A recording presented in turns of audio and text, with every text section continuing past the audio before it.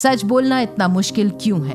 क्या अनिका और रिया का सच सनी बता पाएगा रोहित को? क्या होगा जब रोहित को पता चलेगा कि आर्यन अनिका का बेटा और रिया का भाई है? क्या रोहित तैयार हो जाएगा आर्यन की जिम्मेदारियों में अनिका को हक देने के लिए?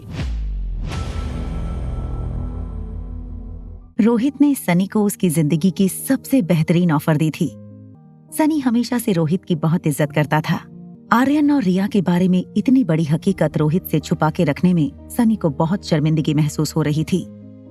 अचानक जब रोहित ने डाइनिंग टेबल पर पास्ता खाते हुए सनी से पूछा कि तुम्हारी गेमिंग गुरु कौन है, तो बिना सोचे समझे सनी ने कह दिया कि आपकी बेटी है। रोहित ने निवाला चबाते हुए अपनी आईब्रो ऊपर करके सनी को देखा और हंसते हुए कहा, बेटी से तुम्हारा मतलब है वही बच्ची जो लाइव स्ट्रीम पर तुम्हारे साथ खेल रही थी और मुझे अपना फैन डैडी कह रही थी। इंटरेस्टिंग। रोहित के मुंह से ये बात सुनकर आर्यन खाते खाते रुक गया। आर्यन समझ चुका था कि कहीं ना कहीं रोहित ने रिया और सनी को गेम खेलते हुए देख लिया था। सनी ने पास्ता का निवाला बिना चबाए निगल लिया। वो आज रोहित को सब कुछ सच सच बता देने वाला था। उसने रोहित से कहा, जी भैया, वो जो मेरी गेमिंग गुरु है एक्चुअली वो आपकी। रोहित ने कहा, मुझे अभी भी यकीन नहीं हो रहा है कि एक 5-6 साल की बच्ची तुम्हारी गुरु है। सनी को खामोश देखकर रोहित ने फिर से पूछा, वैसे क्या नाम बताया तूने उस लड़की का? रोहित के सवाल पूछते ही हिम्मत बढ़ाते हुए सनी ने कहा, रिया नाम है उसका। आर्यन ये समझ गया था कि आज पक्का सनी रोहित को सब कुछ बता देने वाला था। आर्यन ने बात बनाते हुए रोहित से कहा, डैडी, हो सकता है कि ये कोई बहुत बड़ा स्कैम हो। रोहित को आर्यन की बात सुनकर एक वक्त के लिए आर्यन पर प्राउड फील हुआ, मगर साथ ही साथ रोहित को इस बात का भी यकीन था कि उसने जो आवाज सुनी थी वो किसी मशीन की आवाज नहीं थी। रोहित ने फिर सनी से पूछा, ठीक है चलो, मैं तुम्हारे इस प्रोजेक्ट में इन्वेस्ट करने के लिए तैयार हूँ। तुम्हारी ये गेमिंग गुरु भले ही उम्र में छोटी है मगर उसका फ्यूचर बहुत ब्राइट है। रिया की तारीफ सुनकर उसके चाचा सनी को भी प्राउड फील जरूर हुआ था, मगर इस वक्त उसके अंदर का डर उसकी खुशी को ओवर पावर कर रहा था। तभी रोहित ने नैपकिन से अपना हाथ साफ करते हुए सनी से कह दिया, इन्वेस्ट करने से पहले मेरी भी एक शर्त है। तुम्हें अपने इस नए प्रोजेक्ट में तुम्हारी गेमिंग गुरु को भी शामिल करना होगा। अगर तुम उसे भी इस प्रोजेक्ट में ले आते हो तो मैं इन्वेस्ट करने को तैयार हूँ। रोहित की इस शर्त ने सनी को बुरी तरह फंसा दिया था। जब सनी काफी देर के लिए चुप रहा तो रोहित ने उससे पूछा, क्या हुआ सनी, तुम्हारी गेमिंग गुरु को पार्टनर बनाना अच्छा रहेगा ना? सनी ने धीमी आवाज में कहा, हाँ वो काफी अच्छी है। अंजलि मामी ने मल्होत्रा हाउस में आज रिया की पसंद के पास्ता बनाए थे। अंजलि मामी अपने हाथों से बड़े प्यार से रिया को पास्ता खिला रही थी।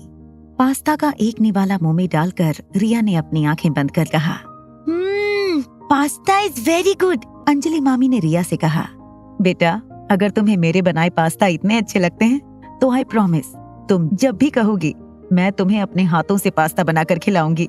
ये सुनकर रिया ने अपने दोनों हाथ हवा में उछालते हुए कहा, ये फिर तो मैं रोज आपको कहूंगी पास्ता बनाने के लिए। रिया की मस्ती भरी बातें सुनकर अनिका और अंजलि मामी के हंसने की आवाज पूरे घर में सुनाई देने लगी। हॉल में डाइनिंग टेबल के पास ही सोफे पर कृष मल्होत्रा बैठा था। कहाँ जा रही हो बेटा, तुम भी थोड़ा सा पास्ता खा लो। मामी की बात सुनते हुए अनिका ने कहा, मामी, मैं एक्चुअली रिया को लेकर सनशाइन इंटरनेशनल स्कूल जा रही हूँ।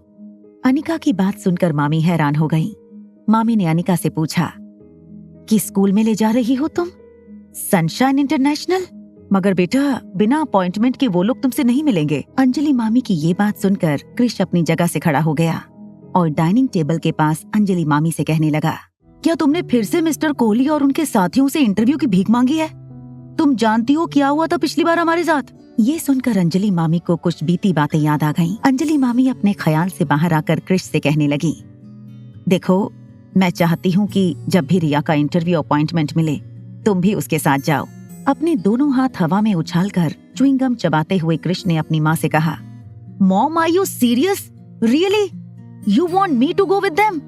तुम्हारे साथ रायचंद परिवार ने क्या किया है ये जानते हुए भी तुम ये सब रिपीट करना चाहती हो? अनिका ने मामी और कृष के बीच हो रही सारी बातें ध्यान से सुनी थी। सनशाइन इंटरनेशनल स्कूल में रिया की इंटरव्यू अपॉइंटमेंट मिल गई है।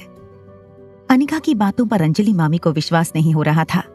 वो अपनी जगह से खड़ी हो गईं और कृष को देखने लगी। अनिका की बात सुनकर क्रिश को भी बहुत हैरानी हुई थी। अंजलि मामी ने अनिका की ओर देखकर उसे पूछा, ये क्या कह रही हो तुम बेटा? सनशाइन इंटरनेशनल स्कूल में इंटरव्यू के लिए तुम्हें अपॉइंटमेंट कैसे मिली? वो लोग तो बड़े बड़े वीआईपी या वीवीआईपी लोगों को भी ये मौका नहीं देते। अनिका अभी अंजलि मामी को सब कुछ बताए उससे पहले अनिका की जेब में उसका फोन बजने लगा। अनिका ने जैसे ही जेब से फोन बाहर निकाला, उसने देखा कि उसकी ज्योति बुआ की बेटी प्रीति का फोन आ रहा था।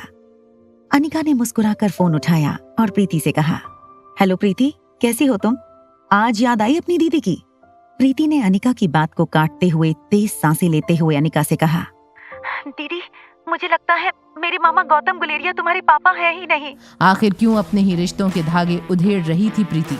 अपने पिता के बारे में ये जानकर क्या हश्र करेगी अनिका प्रीति का? और क्या अब एक ही छत के नीचे पढ़ेंगे दोनों भाई बहन?